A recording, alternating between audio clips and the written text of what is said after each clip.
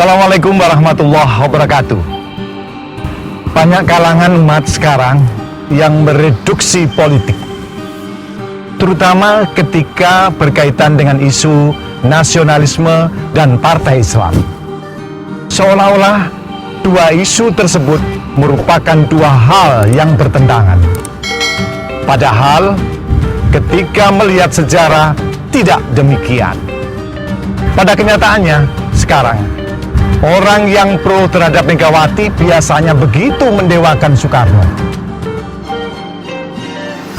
Seolah-olah Indonesia dimulai sejak adanya Soekarno, bahkan sampai ada paham Soekarnoisme. Padahal embrio Indonesia itu sebenarnya adalah dimulai dari tahun 1908, di mana pada saat itu belum ada partai nasionalis.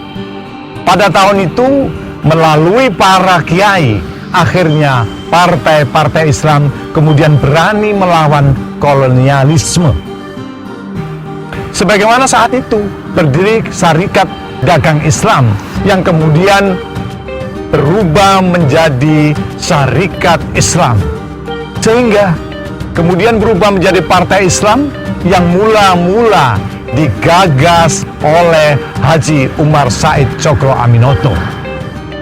Oleh sebab itu, Indonesia sebenarnya tidak bisa meninggalkan Partai Islam. Dalam pandangan Gus Baha, kita seolah-olah dinina-bubukkan dengan melihat bahwa ketika orang tidak membela Soekarno, maka ia dianggap anti-Indonesia. Meskipun sebenarnya tidak mungkin kita tidak menghormati Soekarno, karena beliau merupakan pahlawan besar yang memang harus dihormati. Akan tetapi, kebesaran Soekarno demi bangsa Indonesia tidak boleh direduksi atau disederhanakan dengan hanya melewati partai. Hal itu, menurut Gus Baha, merupakan sebuah pengkerdilan. Sebab, Soekarno mendirikan bangsa Indonesia tentunya adalah untuk semua bangsa, bukan untuk partai-partai marhaenisme saja, juga bukan hanya untuk partai yang berpaham Soekarnoisme saja. Begitu pula ketika Haji Umar Said Tjokro Aminoto mendirikan Partai Islam dan munculnya Gerakan Budi Utomo dan Syarikat Islam yang lain adalah untuk mengusir Belanda dari bumi Indonesia, yang nanti juga adalah untuk kepentingan semua bangsa Indonesia. Tidak hanya yang untuk orang Islam saja. Oleh karena itu, sudah seharusnya kita berpandangan adil dalam melihat kenyataan yang ada di Indonesia. Adil tersebut dalam pandangan Gus Baha adalah ketika nasionalisme tidak mengurangi keagamaan. Begitupun juga keagamaan tidak mengurangi nasionalisme.